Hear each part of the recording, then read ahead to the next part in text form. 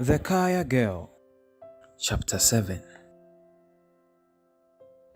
The night before the wedding, when I caught Asana staring at the knife, that was the night everything changed. She began.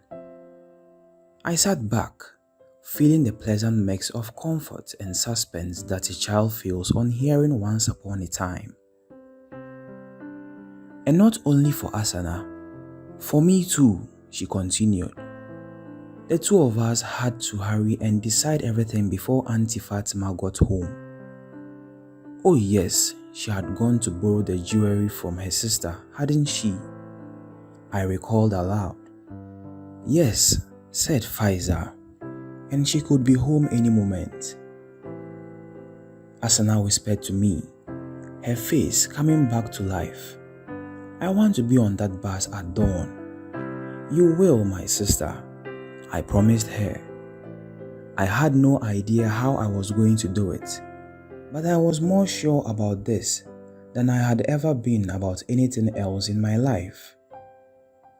I was going to get her on that bus. We whispered together until Auntie came back, humming to herself and displaying her booty of gold and beads. She had drank some beer at her sister's house in early celebration, so she was jovial and a little drowsy. I had seen Auntie drink beer before, and I knew that when she got the chance, it was not just one bottle. I was jubilant. She would sleep well. I, on the other hand, chewed cola that night. I hated it. It was the bitterest thing I knew, and I had never understood why it was so popular. But I knew that it kept people awake, and that was what I needed to be.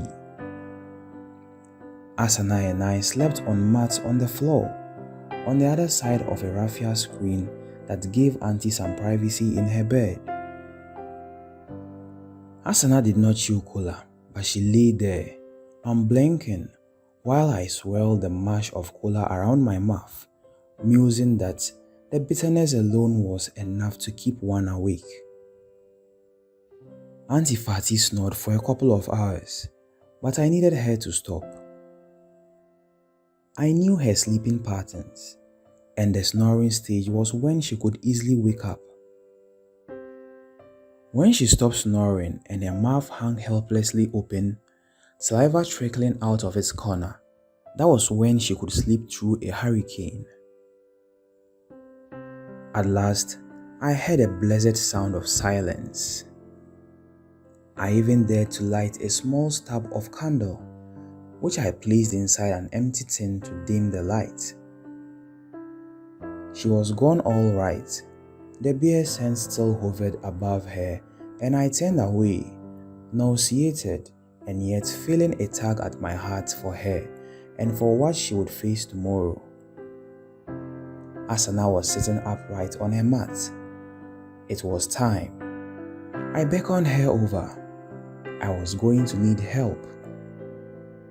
We went over to the table that held Auntie's stacks of pots and pans.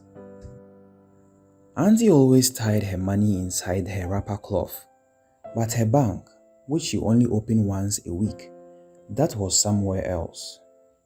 Even Asana did not know where that was, because her mother was so secretive about it. I lifted the smallest pan from the tallest stack.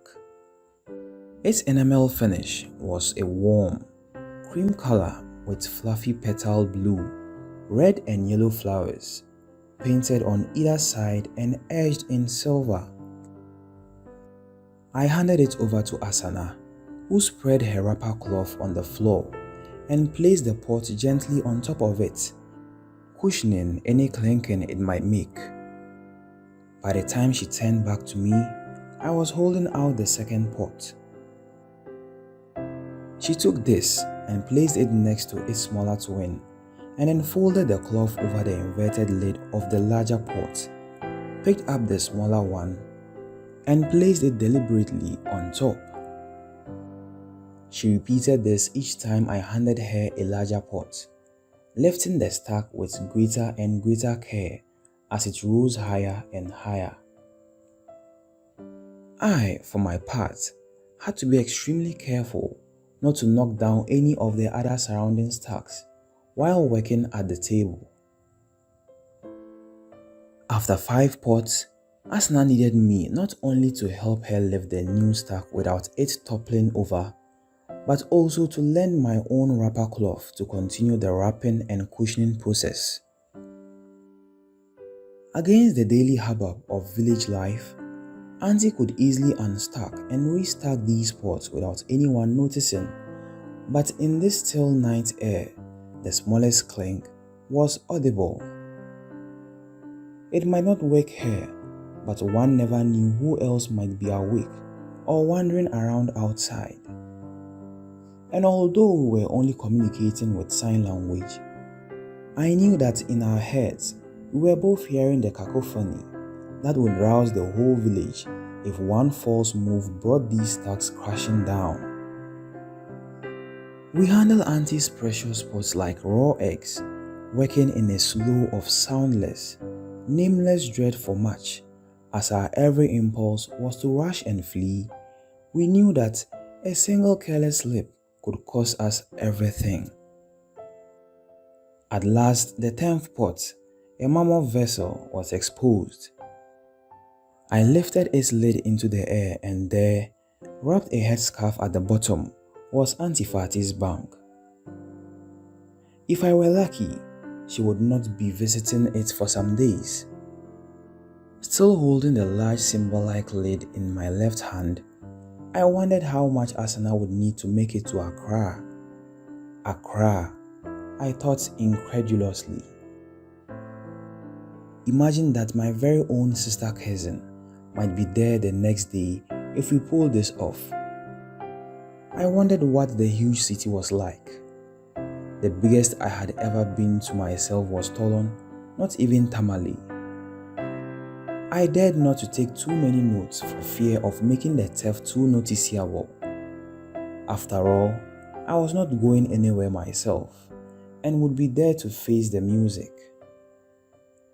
The hoot of an owl nearby made us both jump, and I nearly dropped the huge lid.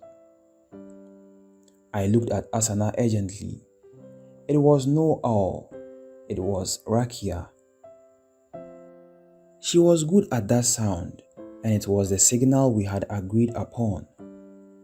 I had told her that I would be coming with them because I knew she and the others would be too alarmed by the prospect of the bride joining the fugitive group. After all, they were relying on the festivities as a smokescreen for their departure. But once they were on the point of leaving, an argument would create too much of a disturbance, so I was counting on the urgency of the moments for Asana's acceptance.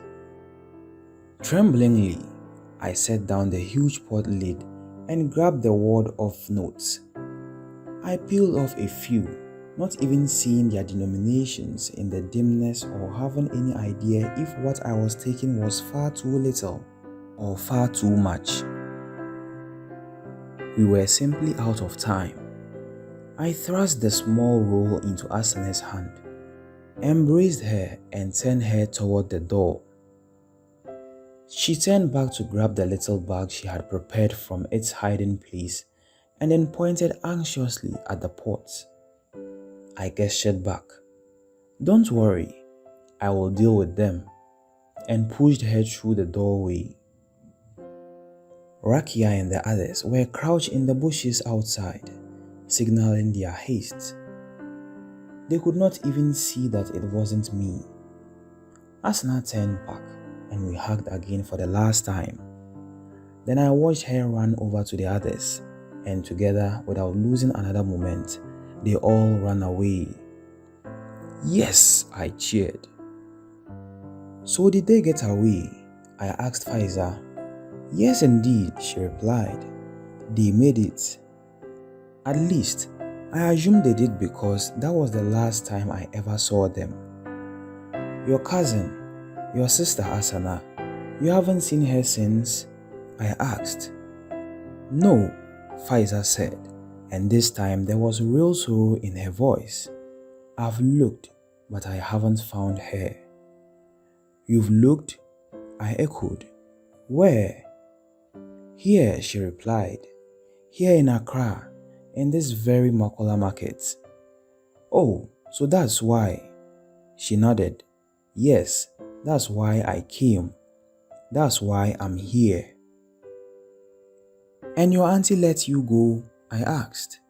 She nodded. Auntie was never the same after Asana left. Poor thing, I said. What was it like when they found out she was gone? Well, the next morning, we were awoken by the sound of singing. Luckily, I had fallen into a deep sleep by then. I would not have believed I could sleep a wink on such a night, but the work of putting all those pots back on my own and the relief that she had gone away just knocked me out. So when the singing woman arrived, I awoke at the same time as Auntie Fatty in genuine confusion, which luckily for me was taken for shock at Asana's absence from the mat next to mine. It took a few seconds to remember everything, and by the time the sweet memory of her flight hit me, I was alert enough to hide it. I jumped up from my mat in alarm, pretending to look for her in the corners of the room. The woman had come to fetch the bride, to take her for bathing, and for the rites that needed to be performed on this special morning. Some ran outside to look for her, while Auntie Fatty clutched her stomach and had to hurry outside too. Her bowels always reacted first to bad news. It was decided that some of the women would walk to the stream to find out if Asana had gone there to bath herself or fetch water. This postponed the evil moment for a bit, but a sense of dread was upon everyone. By the time they were back from the stream shaking their heads, there was more hubbub in the village as the absence of some other girls had also been discovered. People were beginning to suspect what had happened. It was not the first time a band of girls had run away, but nobody wanted to be the first to suggest it. Not when Alhaji's bride must be one of the group. Auntie was hysterical, tearing at her clothes like a mad woman and ripping off her scarf to expose the short grey hair that hardly anyone ever saw. Her sister was sent for and came running to console her. I was asked to prepare some porridge for her, which I gladly did, anxious to avoid questions. But I need not have worried. She was too distraught to do anything but weep and hyperventilate. She and her sister stayed in the room all day while Uncle went off to Alhaji's compound to face the music. I heard that he prostrated himself before Alhaji Brown Teeth, begging for forgiveness. Later that day, we saw a police car enter the village. Uncle ran and hid in the bushes. 2 policemen from the station at Tolon went to Alhaji's compound. I heard he paid them good money and told them to go and find Faiza. Uncle did not venture back home till well after dark, but Auntie hardly noticed. I wondered what upset her more, the loss of her daughter or the loss of her new status as mother of the bride and mother-in-law to the most powerful man in the village. Later on, I felt I had done her an injustice though, because she never said anything about the missing money. I knew my aunt well enough to know that she would never have overlooked even a single missing note. The fact that she said nothing suggested to me that she must have had her own thoughts about how they had gone missing. And perhaps she was not inclined to make a fuss about the loss of money that might have given her daughter a safe passage to wherever she had fled. I wondered if she puzzled over exactly who had taken it, but if she suspected me, she never showed it. After all, she knew how close Asana and I were, and if that money had been used for Asana, then it did not really make any difference who had done the taking. Sometimes I even thought that there must be a part of her that was secretly relieved that her daughter had been spared a marriage she had dreaded so much.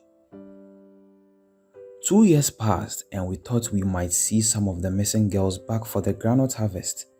And if not see them in our village, then at least hear that they had been to nearby villages. But this never happened. I suspected that with the inclusion of Asana in the group, they judged it too risky to return after a couple of years.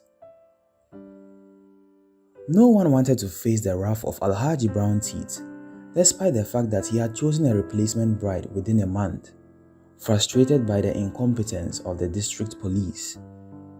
The girl had already produced a child, and whenever I saw her, I gave silent thanks to Allah on behalf of Asana, but at the same time implored him to keep her safe wherever she was.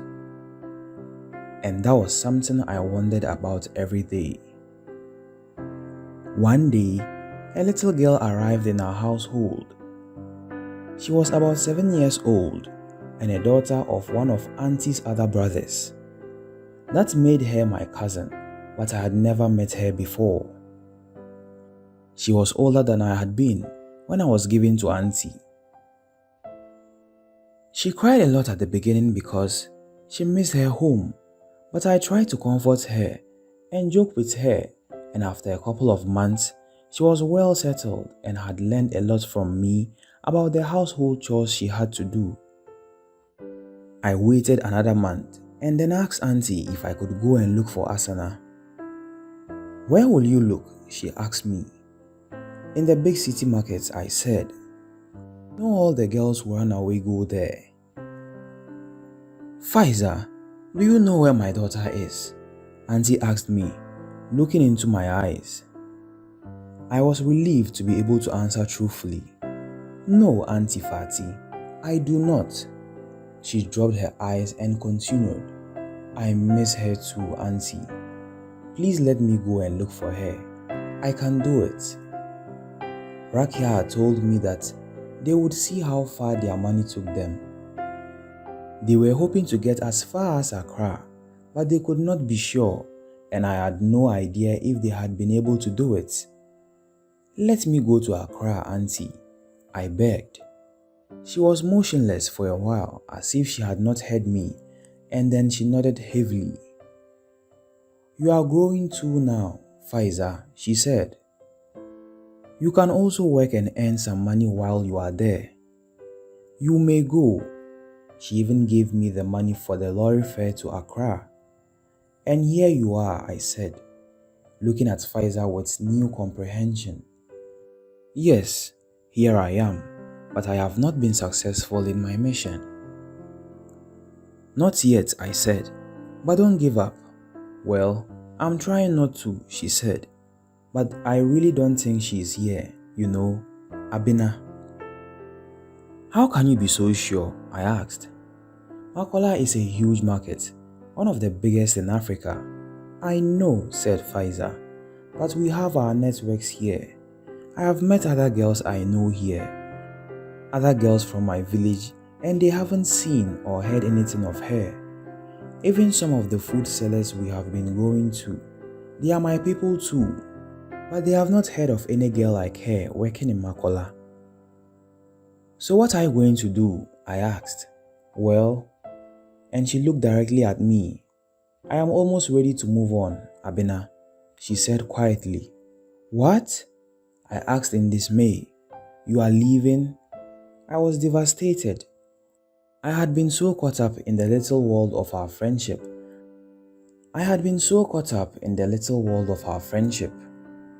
That I had not really thought about the fact that it must come to an end. And not just because Faiza might be leaving, but because my summer vacation was almost over. "Where will you go?" I asked her. "To Kumasi," she said. "Kejetia Market. That one is even bigger than Makola, I have heard." "Yes, I've heard that too," I said. "Most of our girls come to either Makola or Kejetia, so if she's not in Makola, then that is the next place I must look." And what if she's not there either? I asked. I mean, she might have moved on, got some other work, even got married. Well, I can only try. That is what I promised Auntie, said Faiza. So if you don't succeed, will you come back here? I asked anxiously. I also promised Auntie I would come back home if I didn't find her, she said, looking down. So that is what I must do. I looked down too. Then I continued. Faiza, aren't you scared of just moving from one big city to the next like that? Do you know anyone or have any place to stay over there? No, she shook her head. But I was scared here in the beginning too, and it all worked out. This friend of mine, I thought yet again, so small, but so strong. Abena, I want to thank you, she said, turning towards me. We were sitting in our usual spot outside the shop. Do you remember that day when we first met? I nodded. Well, from the first time you smiled at me and helped me lift my bowl, I felt at home in this great big scary Makola market. Me too, I said impulsively. It's strange, but that was the moment I really started feeling at home here. Auntie was here and Gifty was here, but still, I felt lonely until I met you, Faiza. We hugged each other to say thank you and other things that were harder to express, like how much a Kayayo from the north and a doctor's daughter from the south had come to mean to each other in the space of 2 months. You know, she said as we pulled back, I would probably have left already if it wasn't for you. Really? I said. Yes, she replied. Remember when Asana told me I was like her twin sister come back? I nodded. Well, you can never replace a dear person in your life, she continued. But the pain of losing them can diminish when other dear ones come into your life. And in the same way, you helped me get over the pain of losing Asana. I didn't know what to say to that, but I felt honored. I know your school vacation is almost over, Abena, she continued. That is why I am also getting ready to leave. Will I ever see you again? I asked. I felt a sort of helplessness. My school friends and I met on internet chat and exchanged phone calls and text messages even after we had spent the whole day at school together and would spend the whole of the next day together. But here I was, faced with a friend who could not use any of those things, did not own any of those things, and could not even write me a letter with pen and paper or have a PO box to which I could send her one. How could we live in such different worlds inside the same country, I wondered. I had tried to teach Faiza some reading and writing, and she had done well, but we had not had much time and were still at the early stages. It would take many more lessons for her to be able to write a letter. Although she had been very interested in learning to read and write, she had also been fascinated to learn more about the world around her, and we had spent time talking about things I had learned in history and geography, and science lessons as well as things I had learned through the TV and films, especially the cable channels. I had never thought of myself as a teacher and had never considered those subjects to be so interesting. They were just part of school, dreary old school. But now I realized how disconnected and how shut out one could be from so much of the world without that knowledge. It's not yet time to say goodbye. Faiza interrupted my thoughts, not quite answering my question, but it was time to let you know. At that moment, Auntie came out of the shop. I should have known you would be here chatting with your friend, she said.